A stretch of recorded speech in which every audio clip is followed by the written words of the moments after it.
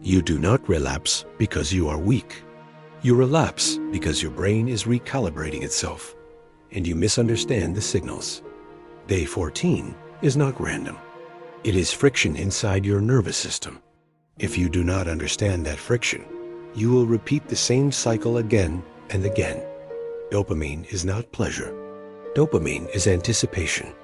It is the chemical that pushes you to seek reward and repeat behavior. When you overstimulate it with constant novelty, your brain lowers sensitivity. That process is called neuroadaptation. Less sensitivity means normal life feels dull. Voices like Andrew Huberman and addiction expert Anna Lemd explain this clearly. When the brain is flooded with high stimulation, it compensates by reducing baseline dopamine activity. That is not weakness. That is biology protecting balance. The first week of retention often feels powerful. Energy rises. Focus sharpens. You feel driven and clear. That is not magic. It is simply your nervous system stabilizing from constant overstimulation.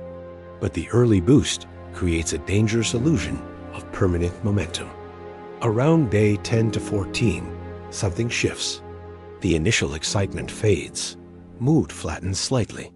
Motivation feels inconsistent. This is where most men panic. They believe the benefits disappeared. In reality, the brain has entered recalibration.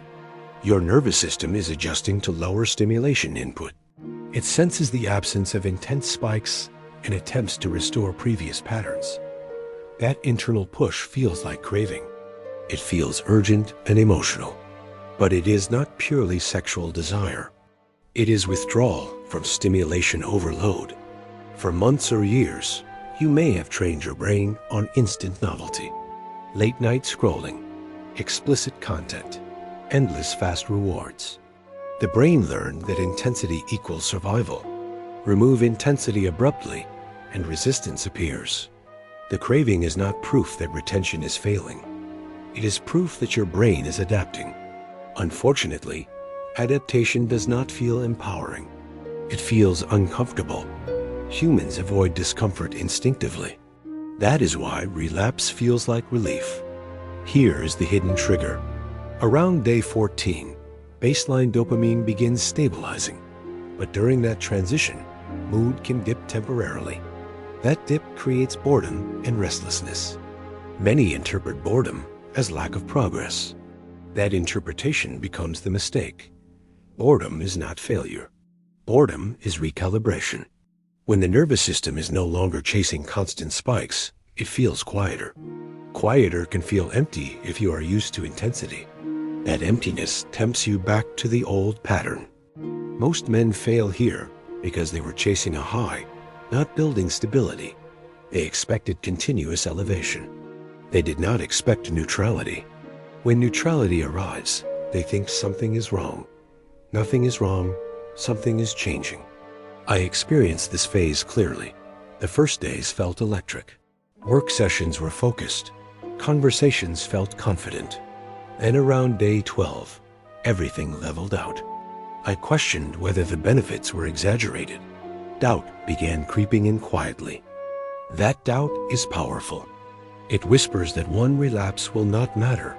It suggests you deserve relief. It frames the urge as harmless curiosity. That internal narrative builds slowly, and if unchecked, it wins. The brain prefers familiar patterns. Familiar stimulation equals safety in evolutionary terms. When you deny it a long-established reward cycle, it reacts defensively. That reaction feels like urgency. Urgency feels convincing. Understanding this transforms your response.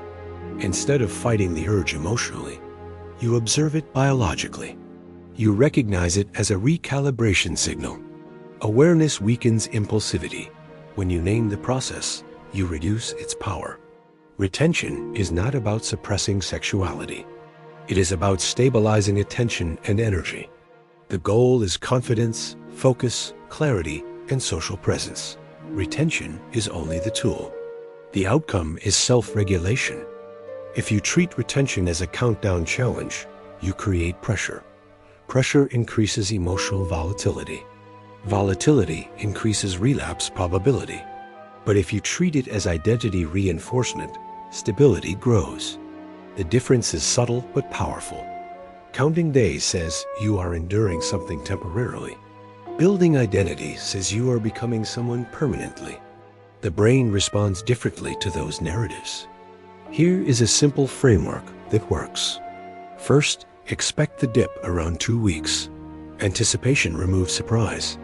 When the flat feeling arrives, you will recognize it instead of fearing it. Second, replace artificial dopamine spikes with earned stimulation. Exercise, deep work, skill practice, social engagement. These produce slower, steadier dopamine responses that rebuild baseline sensitivity gradually. Third, protect your environment aggressively, especially at night. Cognitive control drops in the evening. Fatigue lowers resistance. Many relapses occur when boredom meets exhaustion. Structure your nights intentionally. There is another truth most ignore. Relapse is rarely spontaneous. It is preceded by negotiation. You begin browsing harmless content. You rationalize. You loosen standards slightly. The fall begins long before the action. Stopping negotiation is more important than stopping impulse. If you refuse internal bargaining, behavior follows. Identity eliminates debate. A man who does not negotiate with impulses removes friction before it grows. Day 14 is not the enemy. It is a neurological checkpoint. Your brain is asking whether you are serious about this new standard. If you retreat, it restores old pathways. If you persist, new pathways strengthen. Neuroplasticity favors repetition. Every time you resist, you reinforce a new circuit. Every relapse reinforces the old one. There is no neutral action. Each decision builds architecture inside your brain. The emotional turbulence around 2 weeks is temporary. If you persist, mood stabilizes gradually. Focus becomes calmer, not hyper. Confidence becomes grounded, not exaggerated. Stability replaces excitement. Many expect dramatic transformation. They expect glowing charisma and explosive energy. Real growth is quieter. It feels normal rather than intense. But normal clarity is far more sustainable than artificial spikes. You must reset expectations. Retention will not solve all your problems. It will not automatically build discipline in other areas. It simply removes one major source of overstimulation. You must build habits alongside it. Without gym consistency, structured goals, and intentional social exposure, retention feels incomplete. Energy without direction creates restlessness. Direction channels energy into purpose. That combination builds confidence authentically. Confidence is not a mystical aura. It is repeated evidence that you keep promises to yourself. When you resist the urge during discomfort, you strengthen that evidence. Self-trust accumulates slowly but powerfully. When you relapse, the loss is not physical. The deeper loss is narrative. You reinforce the belief that you fold under pressure.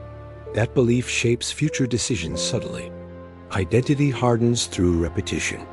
That is why surviving day 14 matters psychologically. It is not about semen. It is about proving to yourself that discomfort does not control you. That realization changes posture, tone, and presence. Once you cross the 2-week barrier intentionally, urges do not vanish. They transform. They become signals of energy rather than emergencies. You learn to redirect instead of react. Redirecting is a skill. It requires immediate action when tension rises. Stand up, move your body, change environment. Action interrupts rumination. Rumination amplifies impulse. Speed matters in those moments. Most relapses happen in isolation. The mind spirals when unobserved. Social accountability or public commitment increases resistance. When behavior aligns with declared identity, strength grows. Retention is part of a broader discipline philosophy. Digital minimalism, focused work blocks, sleep optimization, and physical training amplify results. Remove chaos and clarity expands. The hidden trigger at day 14 is not sexual frustration. It is the brain resisting a new baseline. That resistance is proof that change is occurring. Resistance means the old system is weakening. If you quit at resistance, you freeze growth. If you endure resistance, you evolve. This applies beyond retention. It applies to business, fitness, and leadership. Impulse control transfers. When you master one domain of temptation, you gain confidence in others. The nervous system learns that urges are temporary. That knowledge reduces fear. The flat phase does not last forever. As baseline dopamine stabilizes, normal activities regain satisfaction. Simple tasks feel rewarding again. Attention deepens. Presence improves. The key is patience. The brain does not rewire in days. It rewires in weeks and months. Sustainable change requires realistic timelines. Expecting instant transformation guarantees frustration. Do not romanticize struggle. Approach it analytically. Observe patterns. Track triggers. Adjust environment. Treat the process like behavioral engineering rather than emotional warfare. When you remove mystery from the urge, it loses drama. It becomes predictable. Predictable challenges are manageable. Surprise challenges feel overwhelming. Day 14 stops being terrifying when you understand its biology. It becomes a milestone, a stress test you prepare for, not a trap you stumble into. The real victory is not abstinence alone. It is composure under pressure. When the urge rises and you remain steady, something shifts internally. That shift is subtle but powerful. You begin to trust your restraint. You feel less reactive in conversations, less desperate for validation, more grounded. This is where true confidence begins, not in street numbers, but in nervous system stability. Stability radiates quietly. People sense calm authority more than loud intensity. Most men never experience this phase because they quit during recalibration. They mistake temporary discomfort for permanent limitation. Patience is rare. That rarity creates advantage. If you endure the 2-week turbulence with awareness and structure, you build more than a streak. You build control over impulse. Control creates freedom. If this video gave you real value, tap the thanks button. Your support helps me keep creating deeper content like this. Every thanks is a spark that keeps this mission alive. Your support means more than you know. Real wisdom deserves real energy. Drop a thanks to fuel the next level. Freedom from compulsion creates clarity. Clarity creates better decisions. Better decisions compound into better identity. Day 14 is not a wall. It is a doorway. Whether you step through or retreat defines the version of you that emerges. When the craving hits next time, do not panic. Recognize it as evidence that your brain is adapting. Stay steady. Breathe. Move. Redirect. And when you wake up the next morning having resisted, you will feel something different. Not euphoria. Not fireworks. Just quiet strength. That quiet strength is the foundation. And foundations, unlike spikes of excitement, are built to last.